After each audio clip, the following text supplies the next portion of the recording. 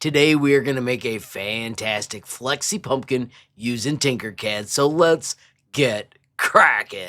Today I'm going to start you with a bit.ly. Please type bit.ly/HL Flexi 5. Once you press enter, it will take you to a Tinkercad template. Of course, it is set to copy and tinker, so don't forget the golden rule of Tinkercad. Give a reaction before you copy and tinker. When you copy and tinker a project, you get an exact copy of what I shared. Notice up here we've got a couple notes. This will have the tutorial when I'm done.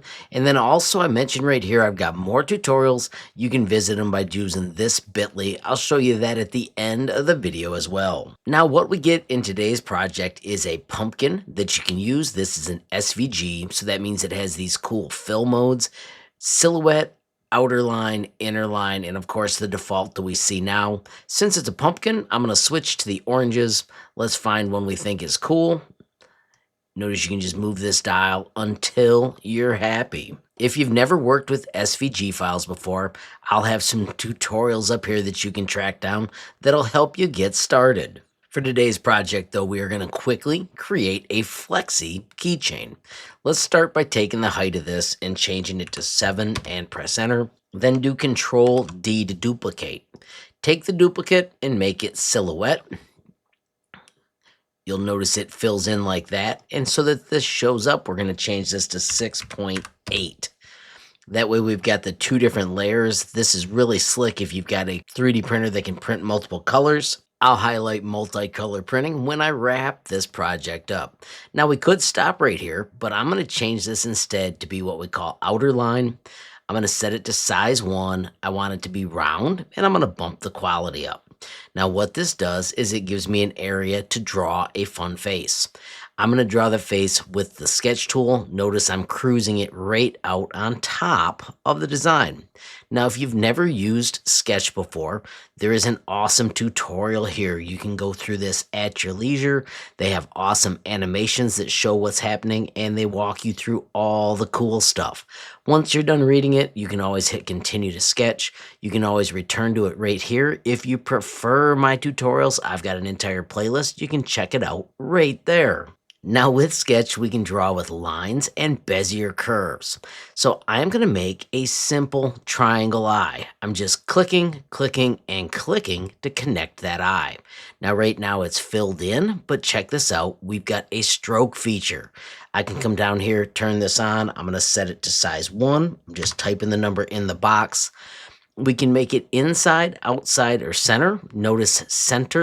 It's got the shaded blue on both sides, and that's what I want. We could also change it from sharp to round.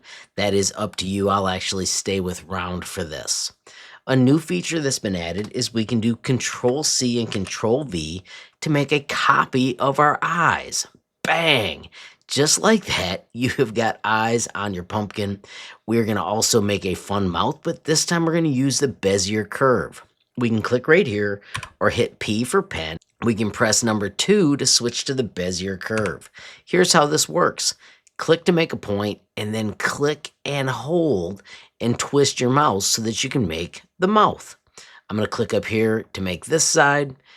Can still click and hold the twist. Maybe you want to give it a funny mouth. I'm going to connect to this side, but I want to do number 1 to go back to line mode so that it's straight. We can double click on these, and you can click on your points and edit them. Say I really wanted that to be more like this. I can adjust it. I can click on this and choose number 1 to switch it back to a line. You can adjust these as much as you want, trying to get it to look exactly the way you want. These right here are called smooth curves. If I switch to number 3, which is the broken curve, now I can adjust them each independently. Lots of room to have fun and make this as fantastic as you want. Of course, once we're done, do make sure you turn on the stroke tool. I'm going to set it to 1 once again, and I'm also going to put it in the center. Now I'm going to use the pen tool, P for pen, to draw some awesome teeth. As I click and draw, if these numbers are ever in your way, you can click right up here to shut the dimensions off so that they are not bugging you anymore. Another cool feature is we can now just end by hitting escape. This is what's called a open stroke. We can go over here and still change the width to 1, and it automatically goes to the center mode. When you're happy with the face you've drawn, you can hit Finish Sketch. We are going to take the size of this and change it to 0.5, and then I'm going to choose to make the color of this one black. How cool is that? All right, so let me show you how this connector works. First, these are all created with Sketch. If I double click this, you can see that I've got a flat line. This is awesome so that it prints solid to the base, but then it slopes up as it creates the connector. I'll show you real quickly. These circles were created with the diamond technique. If I hit P for pen, I'm going to just draw a diamond. And then when we click and finish, if you double click and double click, it auto makes it a circle. That's how I built those. Of course, I don't need that anymore, so I'm going to hit Finish Sketch. The assembly for this part works like this. We move it inside. We switch our nudge to 0.1. We're going to go to top view and flat view, and we just want to get this as close as we can to the middle of that area, making sure that we leave some material all the way around so that the connector is going to be reasonably strong. Grab the two and do Control G to group. Now you can bring your pin out and just get it as close as you can to the middle. All right, so this is going to be an awesome bundle group. Let me show you how to build it. First, let's lock this pin because we're happy with it. We can lock this because we're happy with it as well. Select these two and do L for align. And we want it to align to the bottom, and I'm going to put it to the front. Now we want to move it past the front.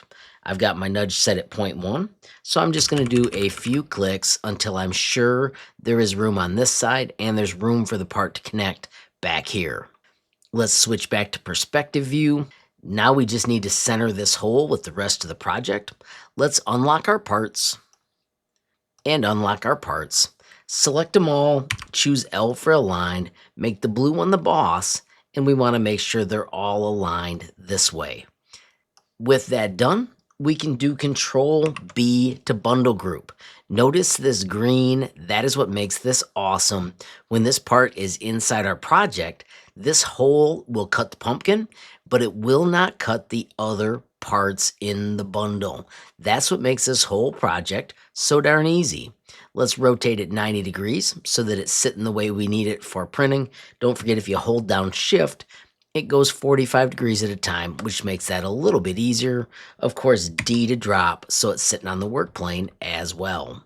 Now we are going to return to the awesome sketch tool.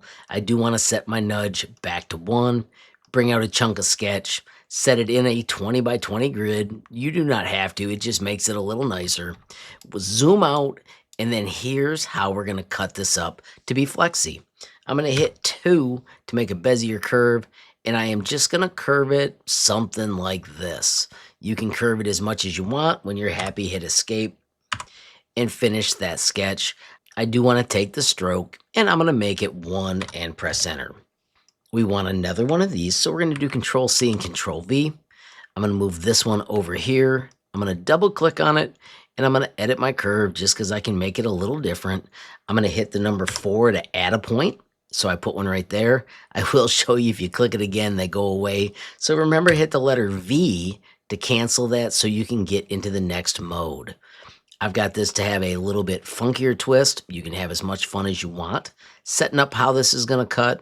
And then we're going to add one more of these. I'm going to just make this a little less broken by doing Control V again. I'm going to bring this over here, and I want to show you how I can flip this. If we've got our dimensions on and we change this to negative 7.56, bang, it turns it the exact other way. Now, of course, we can also double click and just adjust these points to get them where we think is going to be cooler. I'm going to go with this sort of a cut pattern. We'll end up with 1, 2, 3, 4 chunks of pumpkin. Let's hit finish sketch, make those a whole. And are you ready for this? Grab it all. Control G to group. As you can see, it has union grouped. There is now a gap in between everything. If you want to see all your fancy colors, you can just turn multicolor on. This is also a cool moment to highlight that now we've got a transparency on and a transparency off button. Friends, it is time to put the connector to use. Control D to duplicate. To make alignment easier, let's make sure we switch to flat view, and top view. I want this connector to be aimed the other way, so we're going to use the sweet flip tool. Bang, it is in place. I'm going to move it a little bit closer and hit F to fit view. I'm going to switch my nudge to 0.1. And then what I want to find is this pin.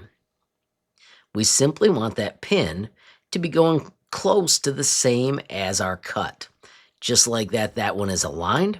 I'm going to put one down here as well by doing Control D, grabbing it, moving it down. Once I get it here, I can rotate it so that that pin aligns as well. You don't have to be perfect, but the closer you are, probably the better. I'm going to click somewhere else. And now let's do Shift click to grab those two. Control D, and then I'm going to do Shift nudge to move them over. Once they get close, I'm going to click and find one of them. There's that pin in the middle, and I'm going to rotate it so it follows the way I cut my pumpkin. Grab this one as well. I'm going to just drag it to find that. You can click on this and lock it so that way you can't accidentally grab the wrong part. That is a fantastic technique. Once again, when you get it where you want, just slide it into place. Finally, Shift click and do Control D. Move the new ones over either with the arrow keys or with your mouse. Once you get them where they're supposed to be, simply twist and align the pin to the right of the project. Once more, clicking on this one, finding that pin, that aligned super slick. And that, my friends, is the Flexi Pumpkin with the bundle groups. We will cut them in a minute. First, I'm going to add a keychain hole. I'm going to put my hole over here. I'm going to do it with a cylinder. I'm going to shift shrink this and type the number 5 and press enter. We do need to make it taller, and then we can just move it into place wherever you think a keychain hole should be. With those all in place, I'm going to switch back to perspective view. I'm going to take the lock off of this, and we can grab everything and do Control G to group. Now, all of these red lines, that is Tinkercad thinking, so you do need to be patient.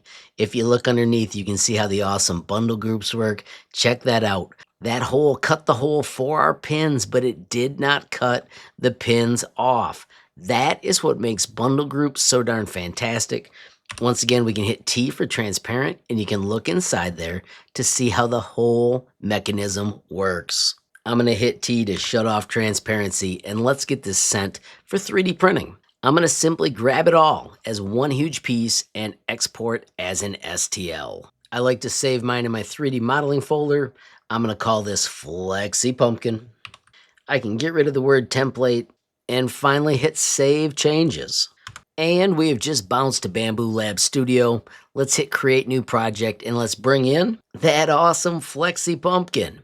I've got orange loaded, so I'm going to right click on this and change the filament to orange. Notice it does say there are some non-manifold edges. That was the outside of this shape. I'm just going to hit repair and let the system do what it wants. I have also printed these without repairing and they work fine as well. Now, in order to print the colors, we've got a couple of options. I'm going to switch to the paint bucket. I'm going to switch to black. And the first way I want to show you is fill with edge detection. If I just click on these, bingo, we can paint this mouth and teeth in a heartbeat. If you make a mistake, just do Control Z. I'm going to erase all that though, and I also want to show you the height modifier. Because I had this at 6.8 and this at 7 and this at 7.2, we can use this height range where it's going by 0.2 to paint this in one step. So notice I'm zooming in and I'm just getting down to where we've got this shape and I'm painting all the way up. If I wanted to do these outside edges, I could. I'm going to paint it just like this though so that the project is a little faster. If you're a classroom teacher, the less you have the colors switching, the faster everything works. I'm going to use 0.2 standard settings. Let's slice the plate.